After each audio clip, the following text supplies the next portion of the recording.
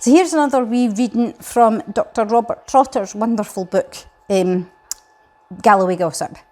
Remember, all this has to be taken with a wee pinch of salt because it was written at the end of the Victorian era as well. So some of the things that he says, some of his opinions are a wee bit aye. But anyhow, the Buchanites. The Buchanites was a religious community. It lived at the 9 Mile Bar, or Crockett Ford as they call it now. The leader, lucky Elspeth Buchan, was a kind of randy woman that came from Aberdeen with her man down into Ayrshire. They didn't get on well. She was sick of randy, and they separated.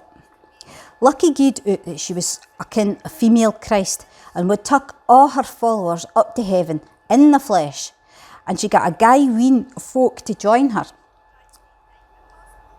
A minister of the name of White among them. They had all things in common, and when they were driven out of Ayrshire, they came and settled down at the 9 Mile Bar and bought a bit of ground there and made wee wheels and other things, and were quite canny folk. All Lucky got them shaved the other heads but a big lock at the crown, like a Chinaman pigtail, and every now and then she led them to the top of the hill near the village for the angels to come and take them up. For when they were sae high up on a hill, there wouldn't be so far to carry them, and there would be less fear of the angels getting tired and letting them go. The pigtails were for the angels to grip them by, and anybody it turned belled was thought no to be in o' the elect, or there would have been hair enough left for the angels to get a hand o', and say it was plain to be seen they weren't wanted in heaven, and Lucky turned them out of the holy community. She told them she was Jesus Christ and could never die, but would gang up to heaven along with him. And every time one of the angels forgot to come for them, she explained there wasn't a right place prepared for them yet. However, the silly body gaed and deed herself, and that made a guy scalement of them.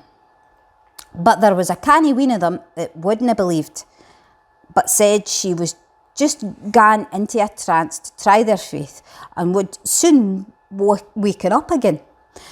And so they didn't bury her, but set her up in a kind of case, dressed in all her grandeur, till she would be pleased to come to again.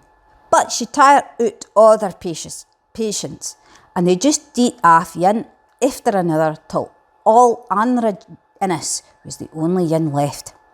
As all the property and siller naturally fell to him, there was a guy ween tried to get in with him to try and grab it up, but I'm thinking he didn't muck ony well, for it all gaed to the crown. After he did, the authorities buried all Lucky, grandeur and all, and as there was nobody left than for the angels to pull up by the hair of the head, they didn't force themselves to come. Mr. Train wrote a book, The Buchanites from first to last. It'll tell you all about them. As I say, great Scots. But also, yes, the Buchanites. Quite fascinating. Been reading a lot about them lately. Ta-ra for now.